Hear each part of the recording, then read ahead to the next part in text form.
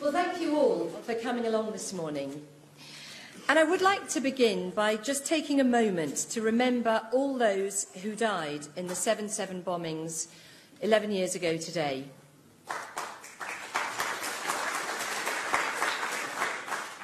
Above all things, our thoughts and prayers are with their families on this day. We should never forget how precious our democracy is. Over in the House of Commons, I and my colleagues are about to exercise that democratic right to make an incredibly important decision. We will be selecting 2 MPs to go forward to the country so that many of you can decide who is going to be the next leader of our party and of our country. That person will face enormous challenges, and today I want to tell you why I want to lead the party and why I want to lead this great country of ours. You see, I'm an optimist. I truly believe we can be the greatest nation on earth.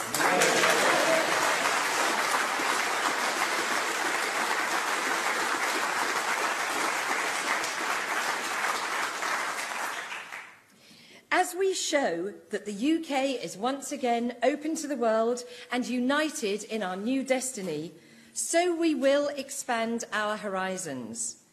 Prosperity should be our goal, not austerity.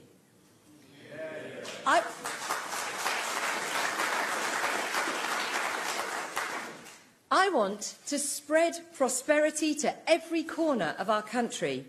I want to help create more jobs, because we need to hear and heed those millions of our fellow citizens who feel and fear that their country's leaders are not worrying about them enough.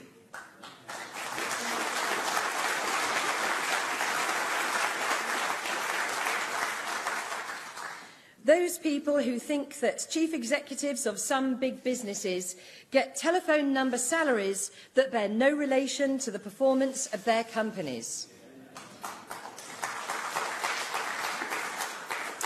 And I say to all of those people, I am with you, and I want you to share in the great future for this country.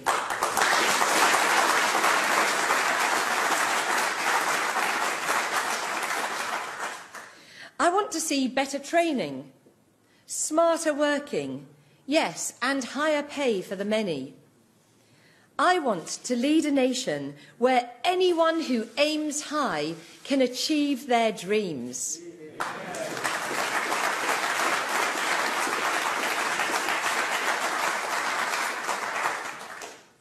My first task is to show how great our potential is as a nation. Let's banish the pessimists.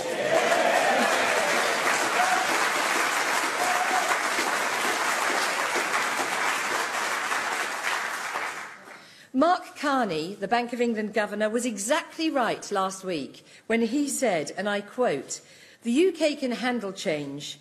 It has one of the most flexible economies in the world and benefits from a deep reservoir of human capital, world-class infrastructure and the rule of law.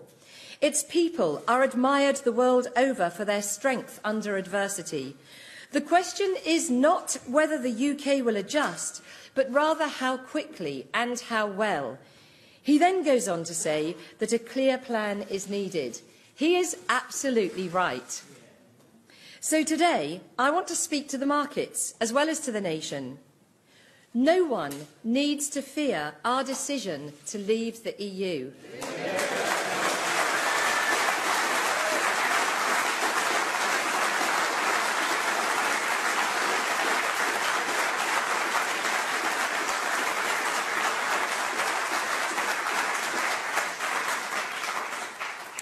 We will do so carefully, reassuring our European friends and those businesses who are worrying about change.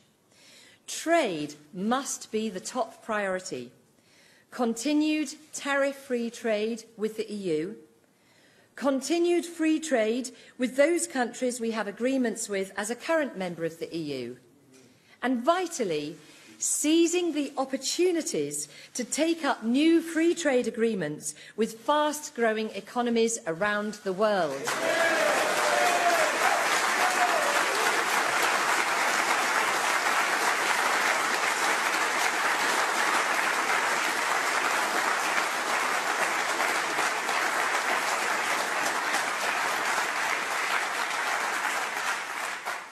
There's a big job to do.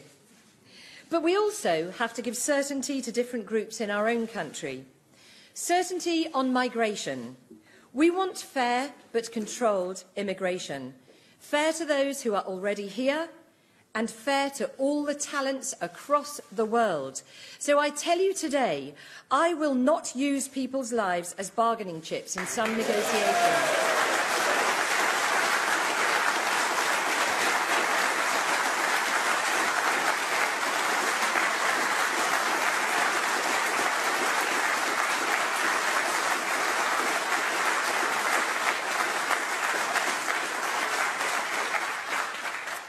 People need certainty, and they will get it.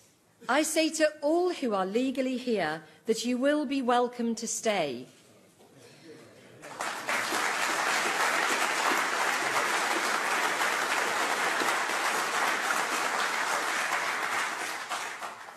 We need certainty for farmers, for universities, and for others who currently receive our money through the EU. To them, I say, the UK government will give you that same money when we leave the EU, and we will work with you to make more targeted use of those subsidies.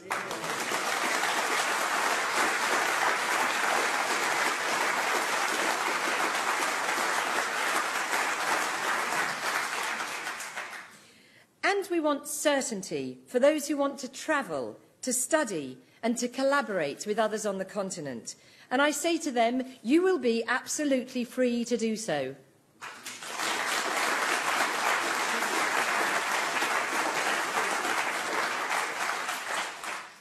But a key job of our new Prime Minister will be to ensure the continued success of the UK economy.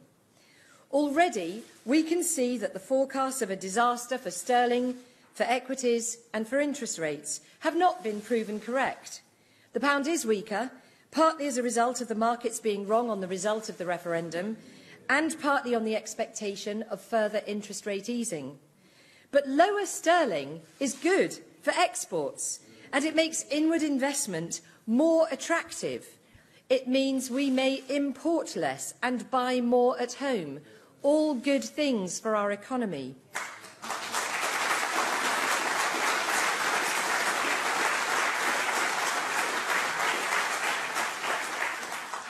The FTSE 100 is trading higher and outperforming other global stock market indices.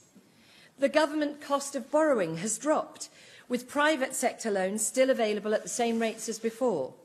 That means the price of our state borrowing has fallen by a remarkable 40%, with 10-year interest rates below 0.8% versus 1.37% on June the 23rd.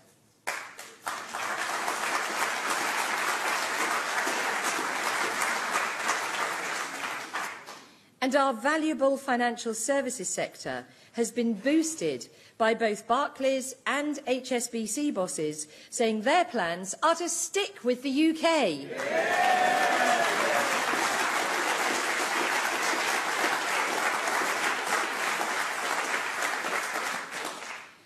I will work tirelessly to reassure investors that the UK is open for business and a great place to employ people.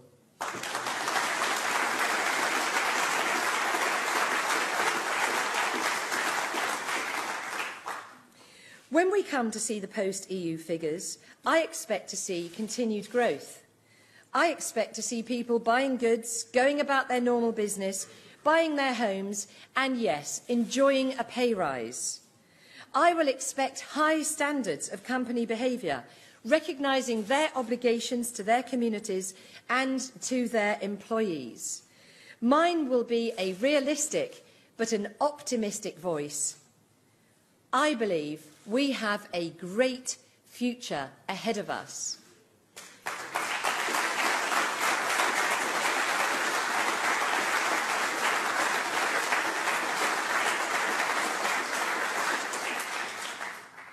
We need to unite. We need to be positive, and we need to make the most of our enormous strengths. We are one of the world's biggest economies. We speak the world's international business language. Our contract law and our judicial system are second to none, inspiring great investor confidence. We are part of a commonwealth of 2.3 billion consumers, many of whose economies are growing fast. We have historic trading links around the world, and from tourism to software to financial services to manufacturing, we have a great deal to offer.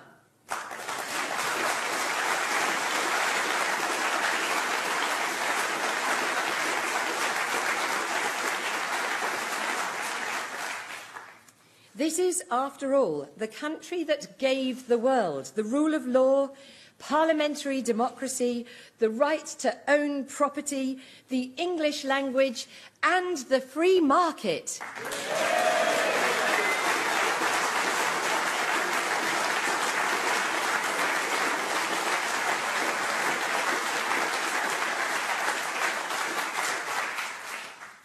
We are a remarkable people, and we have so much more to give. And that's why I'm here today. And I want to say to you, let us unite. And together we will write another great chapter, one of prosperity and tolerance and hope. Thank you.